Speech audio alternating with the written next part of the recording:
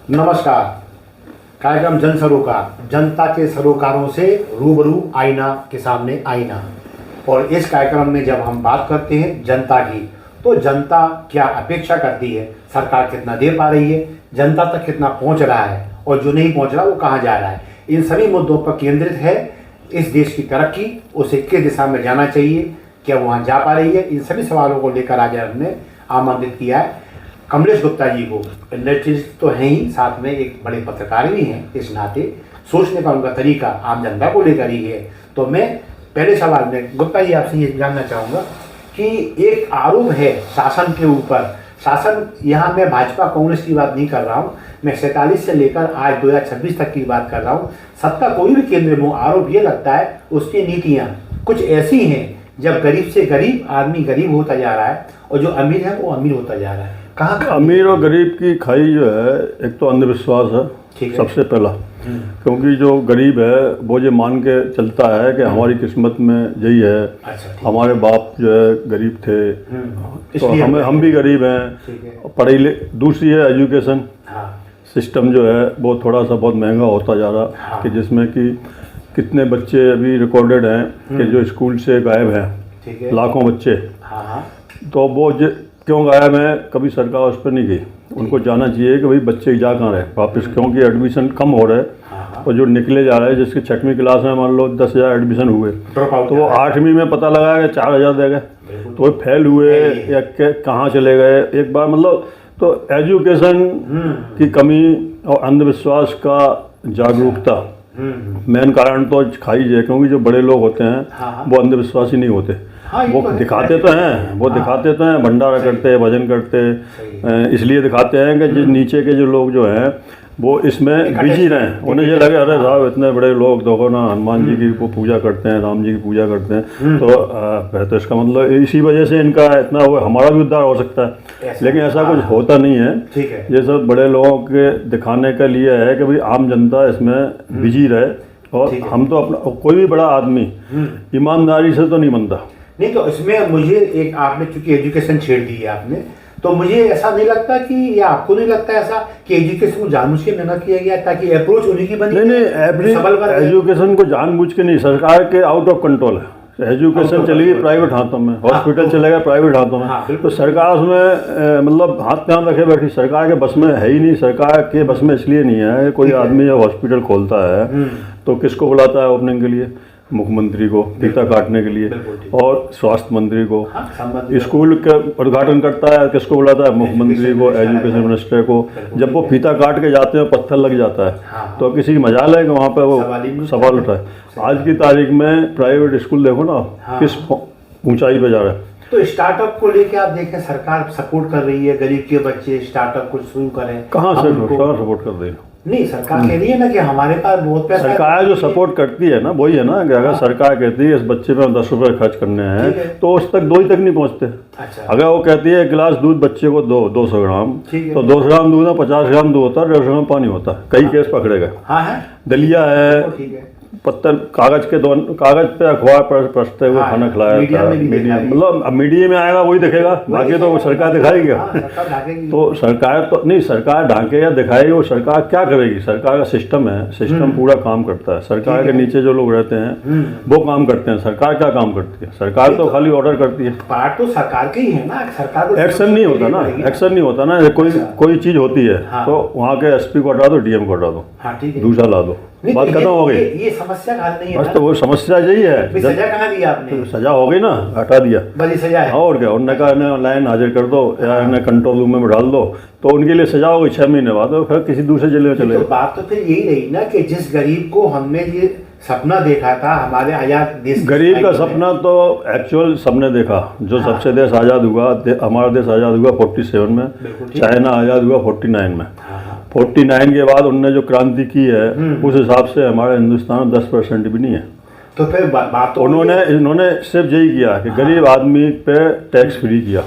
हर जैसे आप पेट्रोल लेने जा रहे हैं, आप मर्सिडीज वाला 2 करोड़ की गाड़ी लेके सामने आ रहा, उसको पेट्रोल 100 रुपये लीटर। आप टूटी हुई बाइक पे एक लेबर आ रही है, टिफिन में 4 रोटी सूखी रखे, कि नौकरी ड्यूटी जा रही है और 100 रुपये का 50 रुपये पेट्रोल डलवा रही है तो उसको भी डीजल पेट्रोल उसी भाव, बल्कि उसके में से 150 रुपया मार देते हैं। अच्छा। मर्सिडीज में मारने में तो उन्हें थोड़ा हिम्मत नहीं पड़ती। लेकिन अगर हम देखें तो जो गरीबों के लिए शासन जो करता है, फ्री राशन दिया जा रहा है 80 करोड़ लोगों को। ठीक है, तो मुझे तो बहुत बड़ी गलत बात है ना कि जिस देश में अगर 80 करोड़ लोगों को फ्री राशन दिया जा रहा है तो उस देश फिर क्या करे? नहीं, शासन ये करे कि उद्योग लगाए। हमने जैसे अभी हमने जैसे इसके पहले भी आपसे बताया कि जब तक काम नहीं मिलेगा और शराबबंदी नहीं होगी तब तक देश का कुछ नहीं होने वाला। तो आपको नहीं लगता कि या शायद आप ये कहना चाह रहे हैं कि शराब के माध्यम से? अरे भाई, हमारी फैक्ट्री में 400 लोग काम करते थे, आज की तारीख में 100 कर रहे। लेकिन हमने देखा कि उसमें 100 में 90 शराबी हैं। अच्छा। और वो इतनी शराब पीते हैं कि उनकी बीवियाँ परेशान हैं। अब तो हमारे यहाँ करीब इस समय 50 महिलाएं हैं। अच्छा। जो कॉलोनी से आती हैं। तो वो मतलब वो जो कमाती हैं वो पैसा पूरा वो घर ले जाती हैं और उससे उनके बच्चे पढ़ भी रहे और खाना भी खा रहे। और वो बच्चे आज की तारीख में 12वीं तक पढ़ रहे हैं, स्कूलों में जा रहे हैं, मतलब सरकारी स्कूलों में जा रहे हैं लेकिन पढ़ रहे हैं। लेकिन जो उनके पति हैं, जो मतलब मर्द की कम्युनिटी है, वो तो शराब में डूबे हुए। उनको तो 500 रुपये आएंगे, लेके जाएंगे, एडवांस दे दो और शराब में पी के पड़े रहेंगे। नहीं तो फिर सरकार का तो पूरा जो ताकत है उसी पर लगी रहती है कि तो गलत एक बड़ा रेवेन्यू। देखो, आप ये तो एक ताकत है कि आप 12,000 करोड़ रुपये साल के शराब से कमा रहे हैं। आज इस साल हमने 14,000 करोड़ करे, अगले साल 16,000 करोड़ करें। लेकिन उतनी पैसा, उससे कई गुना पैसा आप 5 लाख रुपए जो हॉस्पिटलाइज में खर्च कर रहे हो। शराब से जनित बीमारियों में ये नहीं पता।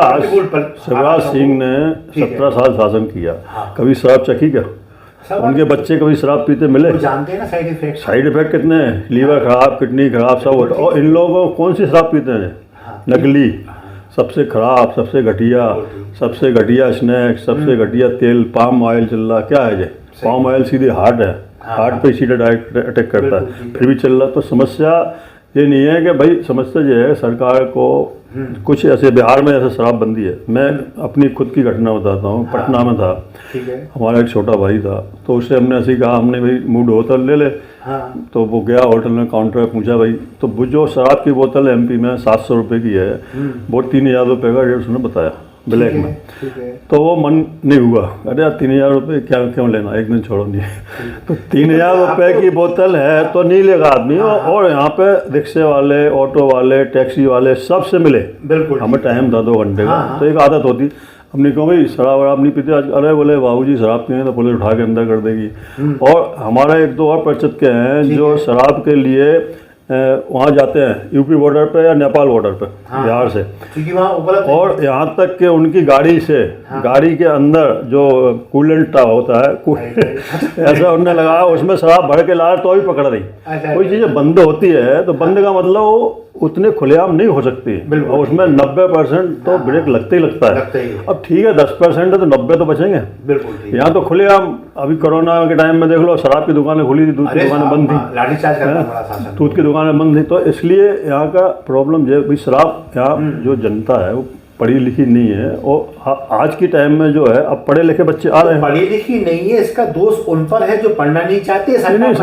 सिस्टम पे है, क्योंकि आज की तारीख में हमारे जो नई जनरेशन है, जो आज की तारीख में मतलब 35 से 40-45 साल, ठीक है, वो शादी करके एक बच्चे पर रुक रहे हैं। और कई लोग तो शादी भी नहीं कर रहे। अब तो हमारे यहाँ एमपी यूपी में कानून भी बना दिया। कानून क्या बना दिया? फैसला दे दिया कि आप रिलेशनशिप में, लिविंग में शादीशुदा होकर भी रह सकते हैं। है ना, डिसीजन आ गया, अभी डिसीजन आया, और उस पर आपको सिक्योरिटी मिलेगी अगर कोई तकलीफ है तो। अगर उसका पति, जिसकी पत्नी से आपके अवैध संबंध हो गए, अवैध नहीं कह सकते, अब तो रिलेशनशिप कहे, तो वो अगर आपको परेशान करता है तो आपको कोर्ट मुहैया कराई सिक्योरिटी। और राजस्थान में उनने कहा है कि भाई हम सिक्योरिटी नहीं देंगे, लेकिन आप कर सकते हो, रह सकते हो।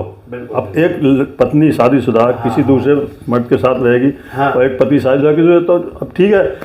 बच्चों का जो मतलब अभी जो इंडिया का बोझ बन गया, इसका मतलब बच्चे की पालन पोषण बोझ बन गया। बोझ क्या बन गया? वो चाहते नहीं बच्चा करेंगे, 9 महीने उसे पेट में रखें, फिर डॉक्टर के जाएंगे। आज एक बार आप डॉक्टर चले तो जाओ, भगवान ना करे आपको डॉक्टर जाना पड़े। हम तो कह रहे एक बार डॉक्टर चले जाओ तो कुछ नहीं देखता हो, पहले तो जांच लिखता है।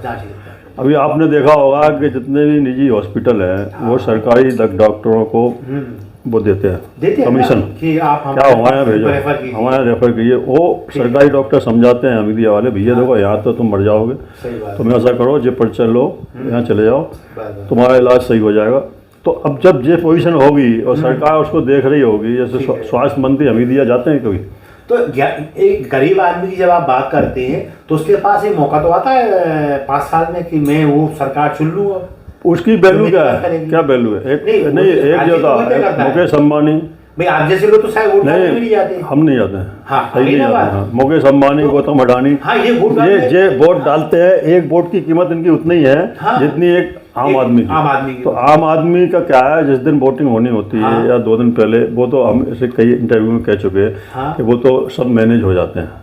उनको आज की तारीख में जो भीड़ आती है तो कोई अपने आप आती है, कोई नेता को सुनने आती है क्या? तो उसको लाया जाता है, बसों में भर के लाया जाता है, पैसे मिलते हैं उनको, रोटी पूड़ी ये सब मिलता है। आडम्बर है ये? नहीं, आडम्बर नहीं है, ठीक है। हमारे यहाँ ऐसे ही नेता बन जाते हैं। अब जितने आज जो मतलब मेन बात यह है कि जो डिफरेंस है वो डिफरेंस ऐसा है कि कोई, मैं पहले तो ये बता दूँ, कोई भी बड़ा आदमी 99% 1% छोड़ भी दो अगर, जैसे मान लो विप्रो वगैरह, ठीक है, तो वो बगैर ब्लैक मनी के, बगैर गलत काम के तो बनते नहीं। और जब उनकी किताबें छपती है तो उसमें इसका कोई जिक्र नहीं होता। ठीक है। हमारी जनरेशन पढ़ती है MBA करने के बाद, मतलब बड़े बड़े उद्योगपतियों की किताबें पढ़ती है कि साहब जिनने यहाँ से कहाँ पहुँच गए, तो उसमें कहीं जगह लिखा होता है कि जेल भी गए, इनने घोटाले भी किए, इनको बाद में राष्ट्रपति अवार्ड भी मिले, तो वो सब चीज़ें छिपा दी जाती हैं। उसमें खाली यही लिखा जाता है कि मेहनत से आदमी कुछ भी हो सकता है। मैं ऐसे नहीं मानता।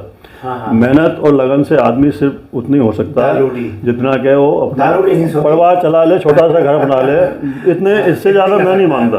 मगर आज की तारीख में आपके रोड बन रहे हैं, कितना भ्रष्टाचार है, कहाँ नहीं है। अब गरीब की बात जब आती है तो एक जागरूक नागरिक होने के नाते क्या गरीब को आपको हिंट देना चाहेंगे कि वो कैसे बच सकता है आखिर परिस्थितियों से? पहले तो गरीब की इतनी चुनाव के टाइम को क्या सावधानी? नहीं, चुनाव के टाइम तो कुछ नहीं, किसी को ही वोट देगा, सब कुछ वही है, तो उससे कोई फर्क क्या पड़ना, क्या फर्क पड़ना? इतने दिन कांग्रेस ने राज किया, अब बीजेपी कर देगी 8 साल से, तो उससे हम नहीं जानते कोई फर्क पड़ता। खुद को जागरूक करना पड़ेगा। मान लीजिए कल को आज के टाइम नहीं, मैं उदाहरण देता हूँ, एक कमलेश गुप्ता जी को ना भाजपा को टिकट देगी ना कांग्रेस टिकट देगी, लेकिन कमलेश गुप्ता जी को लगता है कि मैं एक जीत के जनता की सच्ची सेवा कर सकता हूं। नहीं कर सकते ना।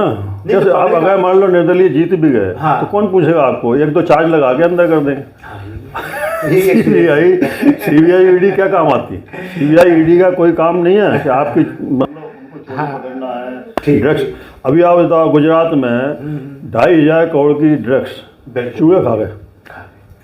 चूहे खा जाएंगे ड्रग्स तो साले चूहे मरे नहीं, उनको कुछ हुआ ही नहीं, तो सब वो पुलिस ने दिए जो है निकाल दिया होगा।